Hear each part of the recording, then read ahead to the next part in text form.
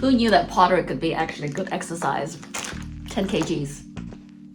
Hi everybody and welcome back to the channel. Today I'll be talking about clay. Most importantly, I'll be talking about how I reclaim clay in my little home studio. When I say little, my studio is very small. It's just a little courtyard space outside the door. I mentioned this in an earlier video, but one of the reasons why I really liked the idea of making pottery is because clay is infinitely recyclable or reclaimable. As long as it hasn't been biscuit fire, it can be reconstituted into clay again.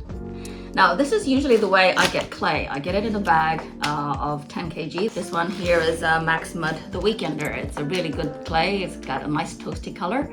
So cut off the top and then I start sectioning off the clay, wedge it, and prepare it for the wheel. But most of the time, my clay actually comes like this. This is my reclaimed clay.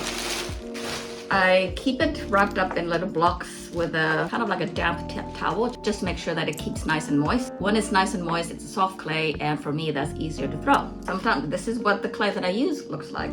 This one is a mix of, I think The Weekender, a brick red, as well as buff stoneware. It's okay to mix clay as long as they all have the same firing temperature. So these are only the clays that fire at a maximum of 1200 degrees Celsius. So in today's video, what I'd like to show you is how I get to here. As I mentioned, my studio is quite small, so this is how much I reclaim at one time. I just fill up a 5-liter bucket with all the scraps, all the throwing water, and that's what I reclaim. Some people do it in bigger buckets, but I just don't have the space. So I just like to do mine in 5-liter buckets. I'll show you how I do that. So here's my 5-liter bucket that I use for my reclaim. And this is like an old pillowcase that I've cut up so that it fits into the reclaim bucket. And dog wants to say hello. And I line the bucket.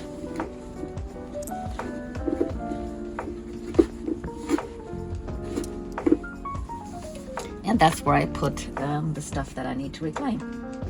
So here's my reclaim bucket. I put all my trimmings, all of my throwing water in it. But I also keep my washing water and let the clay settle and siphon off the top.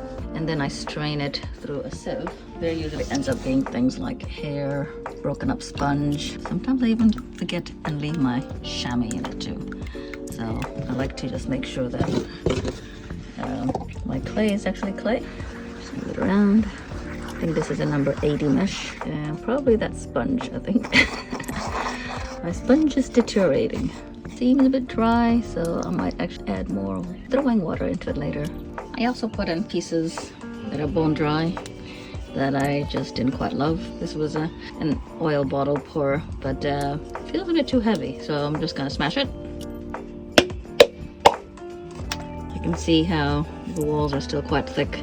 Just need to practice throwing thinner. Oh wow, that is actually quite thick. There it goes. Here's another thing that I didn't quite love. So, in it goes. When the bucket is full, I then pull out that pillowcase and flatten it on top of a dry plaster bat.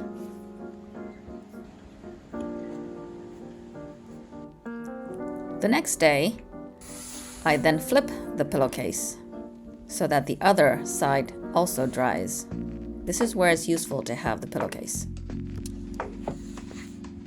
The following day, I peel off the pillowcase so that the clay can then sit on the plaster bat directly.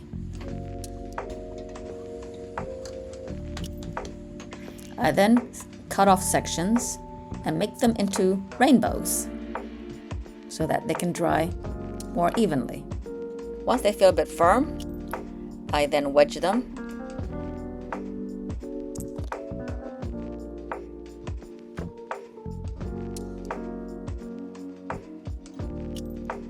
And form them into these little blocks that I can then wrap up with a damp towel.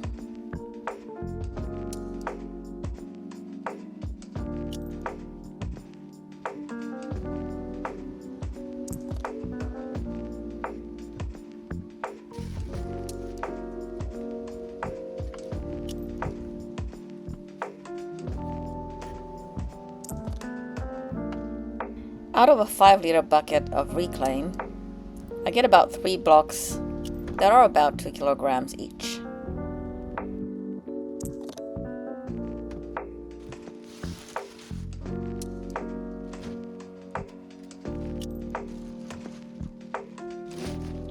Once they are all wrapped up in their damp towel, I then wrap them up again in a sheet of plastic.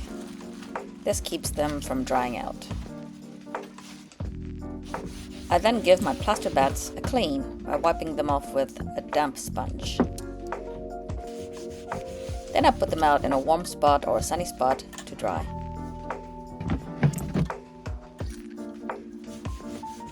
I hope you enjoyed that process of reclaiming clay, and maybe share how you do it in the comments below.